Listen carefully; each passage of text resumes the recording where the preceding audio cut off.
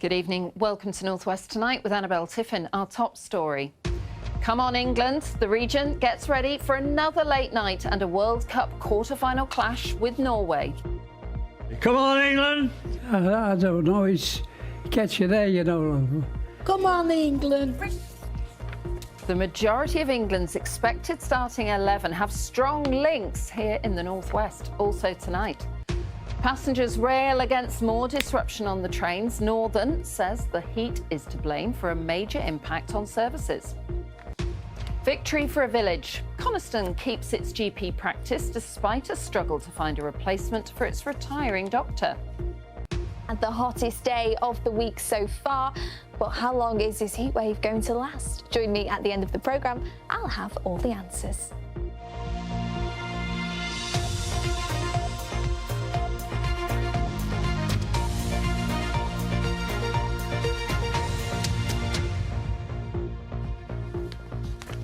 Well, as Molly said, it is heating up. Football fever is gripping the country again. We're just over 24 hours before the World Cup quarter-final with Norway. The England squad is packed full of players with Northwest connections, and shops and supermarkets here have been busy with fans stocking up ahead of the 10 o'clock kickoff. Pubs and bars are also hoping for another bumper night. Kelly Foran has been gauging the excitement. Football's coming home. It's coming.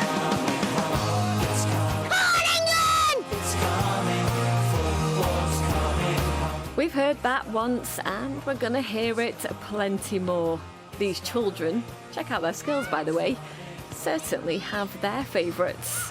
Harry Kane, Bellingham, Harry Kane again. Look at the way he wriggles through. Magnificent from Jude Bellingham. I'd just like to express my best wishes to the boys 2026. Care home residents have been sending voicemails to the squad and their videos have been viewed hundreds of thousands of times.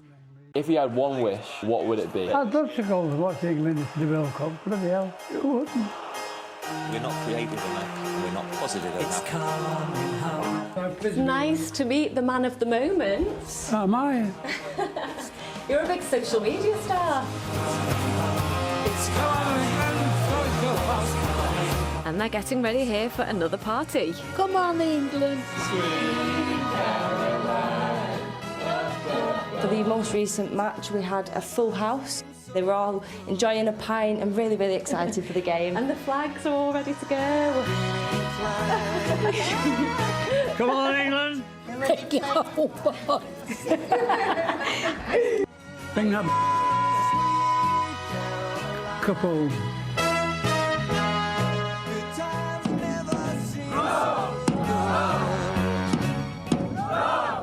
Cruise ship visitors have been getting into the spirit of things. And a self-proclaimed Norwegian Scouser. Heia Norge!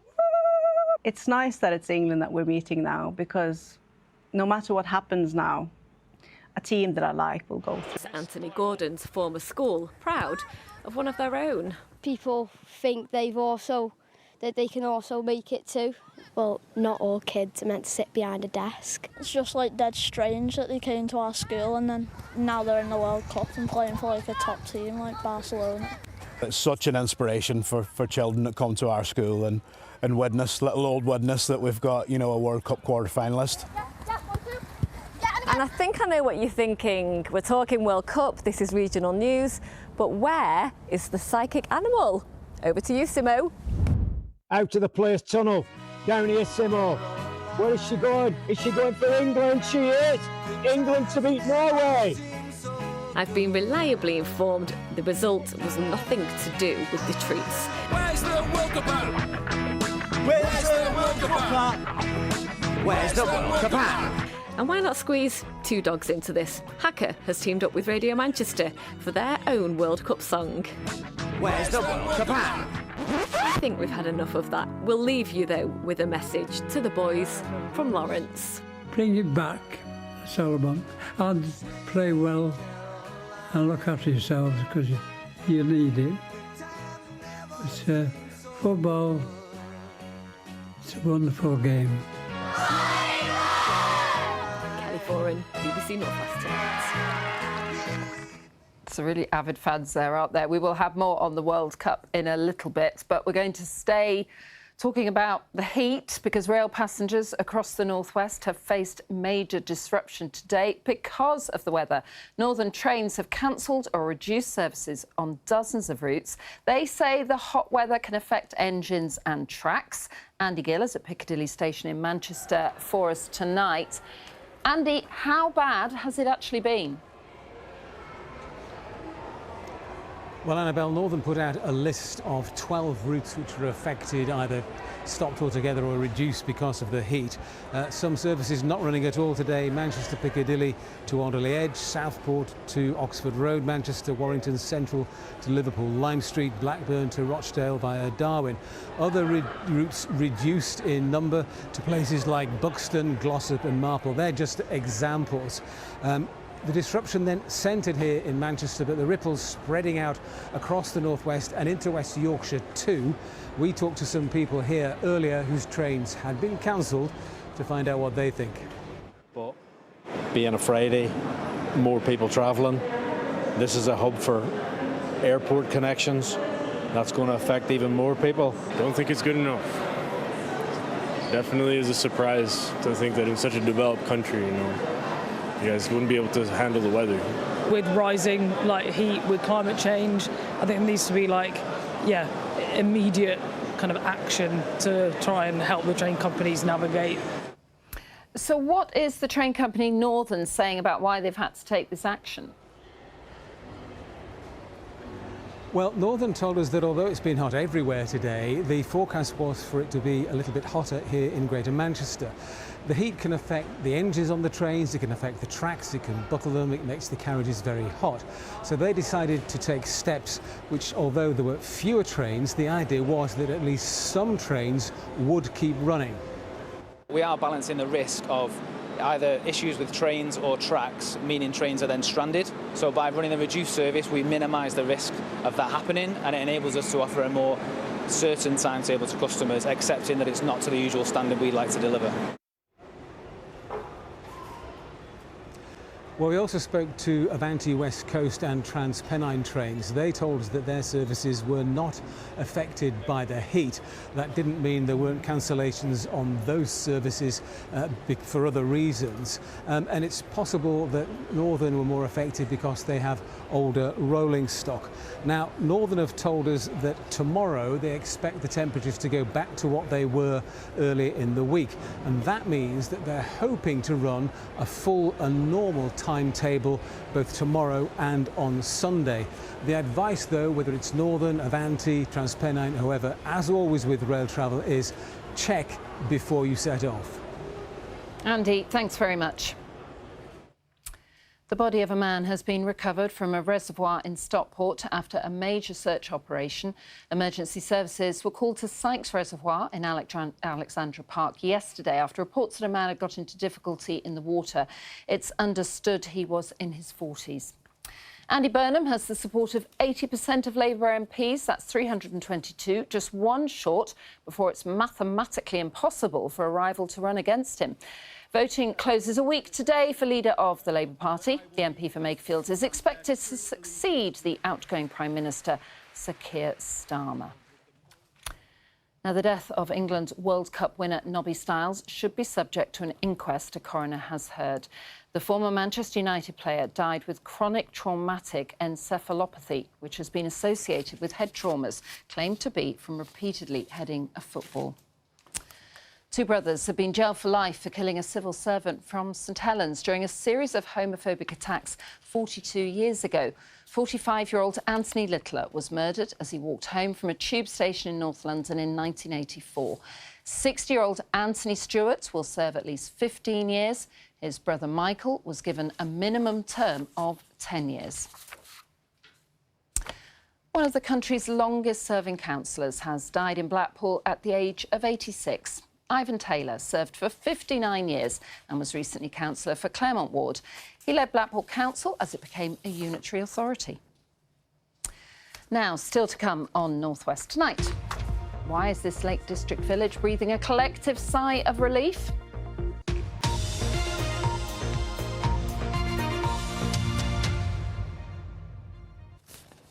But before that, a 60-year-old man who mowed down and killed a teenager while he was riding a stolen e-bike in Middleton has told a court he was just trying to get the bike back. Terence King has admitted manslaughter but denies murdering Devon Simmons last July.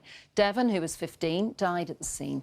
Phil Cunliffe sent this from Minshall Street Crown Court. Taking the stand, Terence King said he saw Devon Simmons riding the £3,000 e-bike, which had been taken from another boy following a scuffle. He said he was angry and that he was in a blind panic as he jumped into his Vauxhall Insignia car. He said that he just wanted to get the bike back. He had no intention of hurting Devon. However, he drove at double the 20 miles per hour speed limit up Roarer Crescent before veering left into the youngster. Devon, who was 15, died in a garden from multiple injuries. Now, under cross-examination, King, who's 60, said he only intended to block in the bike. Defending barrister McCull Chowler, KC, asked, "Why didn't you brake?" "I don't know," said King. "Did you know Devon? Did you know who stole the bike?" "No," he replied. Well, jurors have previously been told that King has pleaded guilty to manslaughter. Prosecuting barrister Michael Hayton, KC, queried King's story. He said, "You're giving a version that makes your actions sound like you've done nothing wrong. That makes no sense. You drive at 30+ miles per hour into a boy on a bike. What's going to happen to him?" "At least serious injury," replied King. "Serious injury is what happened," said Mr. Hayton, KC, who urged jurors to convict King of murder. He finished by saying, "In the heat of the moment at speed, you did not brake. I'm going to suggest that your actions in doing so were deliberate." In his closing speech, Mr. Chowler, KC, told the jury, "We suggest that there's not a single part of the prosecuting evidence that contradicts the defendant's account. There is far more that demonstrates that he had no intention of harming anybody." It's expected the jury will be sent out to consider its verdicts on Monday. Phil Cunliffe, BBC North West Tonight, Manchester.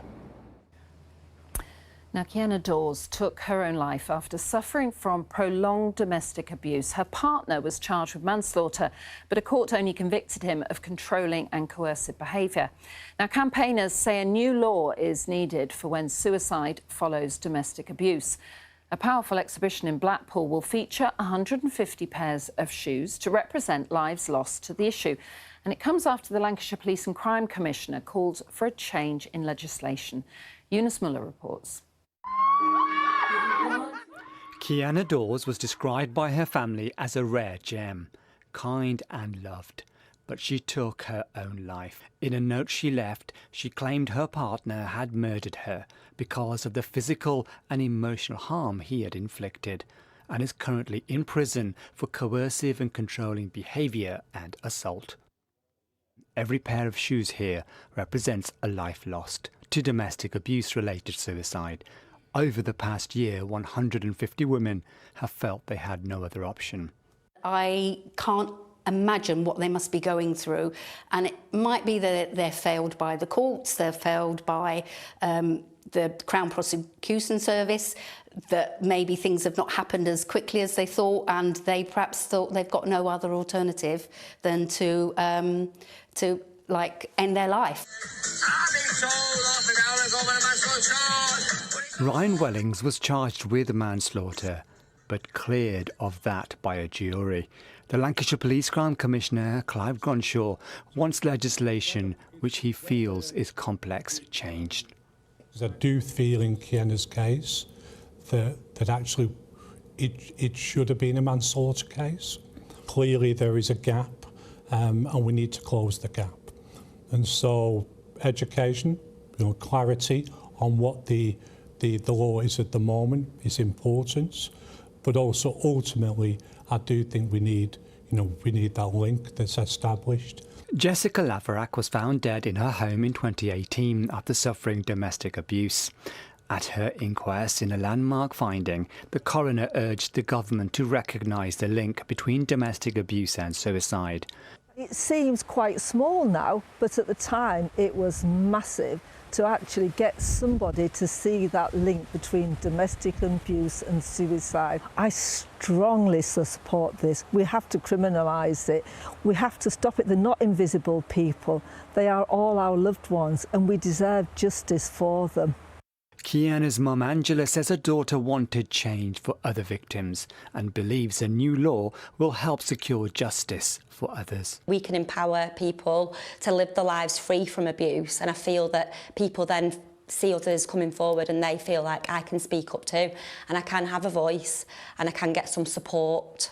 A memorial event is being held next month in Kiana's memory, but campaigners say a law in her name, Kiana's Law, will bring real change. Eunice Muller, BBC Northwest Tonight, Blackpool. It's a really striking exhibition, that, isn't it?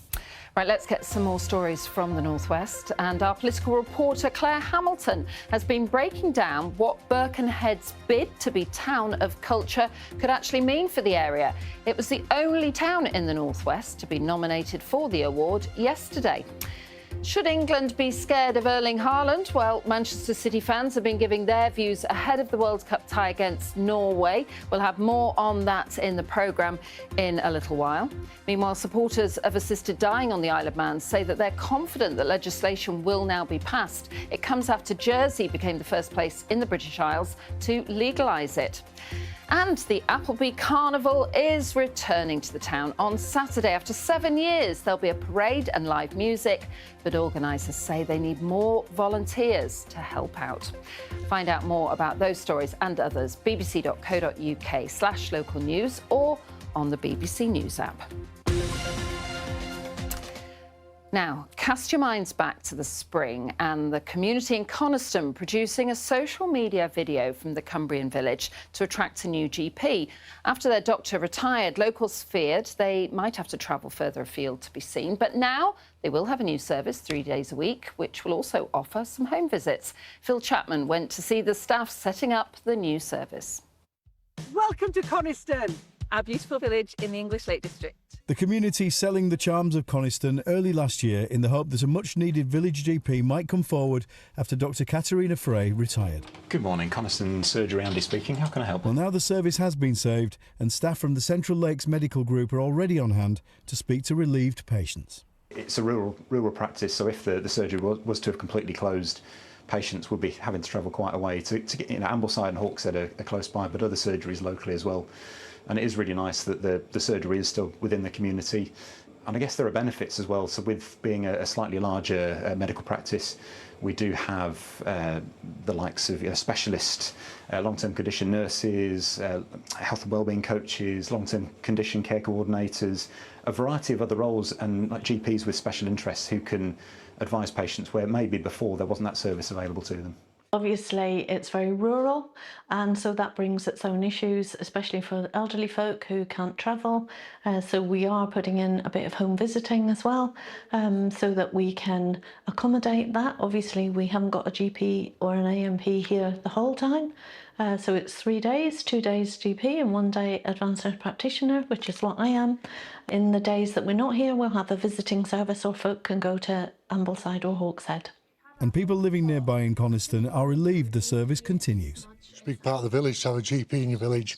It's very important. So it's good that it's carrying on. Fantastic, really. We need it in the village. We've got lots of elderly people who can't travel around, can't get to Ambleside or Hawkshead or other places like that. If you have a car, I'm sure it's not too difficult.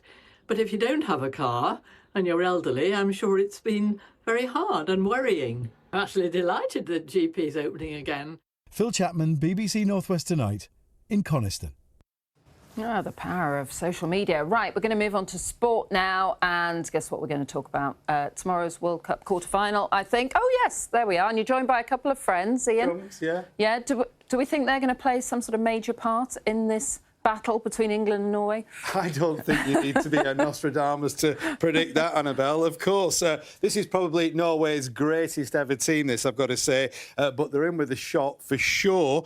Hopefully, though, England will be able to edge it in the heat and humidity of Miami. He's not as tall as I thought, Harry Kane. Not that the conditions will worry them massively after their last 16 win over Mexico at altitude earlier this week. But like that game, this one is also likely to be hard fought.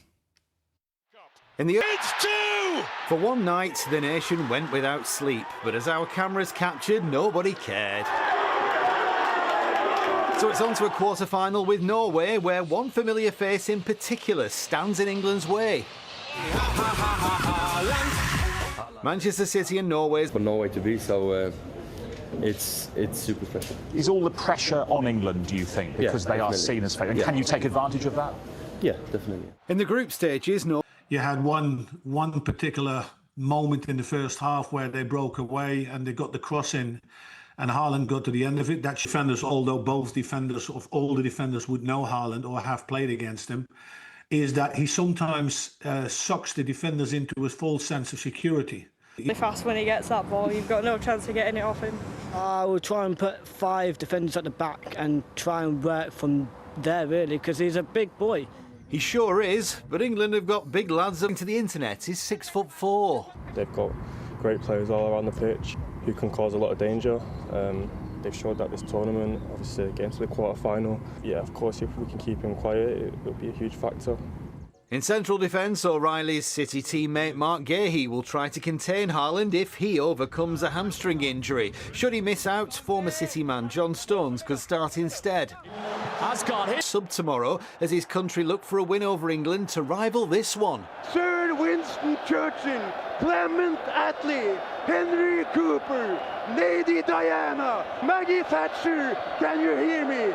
Your boys took a hell of a beating. But that was then, this is now. Norway v England is due to get underway at 10 o'clock tomorrow night. Thunderstorm pending, of course. Elsewhere in the wide world of football, Manchester City appear to have snatched a new signing from under the noses of champions Arsenal. It's understood they've agreed a £12.5 million deal to sign 17-year-old Jeremy Monga from Leicester City. City have also today signed former academy goalkeeper Piers Charles from Sheffield Wednesday and immediately loaned him to Queen's Park Rangers. Meanwhile, Manchester City women have signed England defender Niamh Charles for £500,000 from Chelsea. Harry Kane just knocked my microphone off. And it's just been announced that Burnley have signed Nicky Hayen, who was in charge of Belgian side Genk, as their new head coach on a 3-year deal. Well, there's a massive game in Super League tonight at the Brick Community Stadium as Wigan Warriors host Warrington Wolves, a.k.a. second versus third in the table. Inform Wigan go into the game on the back of Sunday's narrow win over St Helens at Magic Weekend, while Warrington will badly want to make up for their defeat to Lee Leopards that wasn't helpful to their hopes of winning the League Leaders' Shield. And the T20 Blast Roses match is about to get underway at Old Trafford as Lancashire Lightning host Yorkshire. That's the sport for now, Annabelle. Do you think Harry had just had enough of you and he just thought, let's just knock him off? He probably had, yeah. It's a good job the director said your microphone has gone, else people would probably be glad of not hearing that. Thank you to BBC Breakfast for lending me that, by the way. They're very good, aren't they? Yeah. Where are you watching the game? Don't know yet. No. Why, you invite me around? We'll see. We'll see. Right, let's... thank you, Ian. Thank you very much. Let's get the weather now. It's going to be about, I think this is something like 33 or something in Miami, but humid. It's going to be hot here, but hopefully not as humid. No, not as humid. Still really hot, yeah, much hotter in Miami. Quite like an England player to do the forecast with me today, though. I'm quite jealous of Ian. But yeah, no, it has been really the hottest day of the week so far. Today, we started quite misty and murky, though, on the Wirral. But we have had plenty of blue skies, but just notice this as well. We have had some thunderstorms as well. This produced some lightning towards Lancashire today. But yes, highs of 33 degrees Celsius today. And it is going to continue to stay hot as we head into tomorrow as well. So, yes, the heat wave continuing for now. Now, whilst this heat wave isn't quite as humid as the June heat wave, it is going to be a lot longer. So, at the moment, it's looking like it's going to last right into the back end of next week. So this is how it's looking out there tonight. You can see we have lengthy clear spells. We should end the day on a dry and bright note. So we should end with some late evening sunshine. Notice how it'll feel though, lows of 15 degrees Celsius, warmer than last night, and so it's going to be quite an uncomfortable night's sleep on the way. And tomorrow, more of the same, plenty of sunshine, maybe a little bit of cloud bubbling up at times. Temperatures a little bit down on today, but still 30s for many people. Cooler though on the Isle of Man, and we could see a little bit of light rain towards Cumbria where it'll be slightly cloudier as well. But I'd say a good deal of sunshine on offer for Saturday. Now, Sunday, it will start to feel a little bit fresher. We do have high pressure just drifting to the north, and that will bring more of an easterly breeze. So if anything, Sunday should feel a little bit more pleasant. We could have some cloud about at first, but it will break and we should have plenty of sunshine once again. Highs of around 28 degrees Celsius, but back in that 20 mark. But saying that, it's looking like the heat wave is set to continue into next week. High pressure dominant, plenty of sunshine in the forecast, maybe a little bit of a breakdown on Friday, but it's looking for the main part, plenty of sunny icons on the screen there, Annabelle. Well, it looks like it's lasting for a little bit longer. A little bit longer, yes. I like that. I was doing the maths before, potentially 9 days. And that makes it obviously a heat wave, doesn't it? Yes, yeah. From today it's a heat wave. Fantastic. No, well, not fantastic for everybody, but going to be watching the football Saturday? I will be, yes. Yeah. Hopefully outside. Yeah. Good luck, boys. Good. Thanks.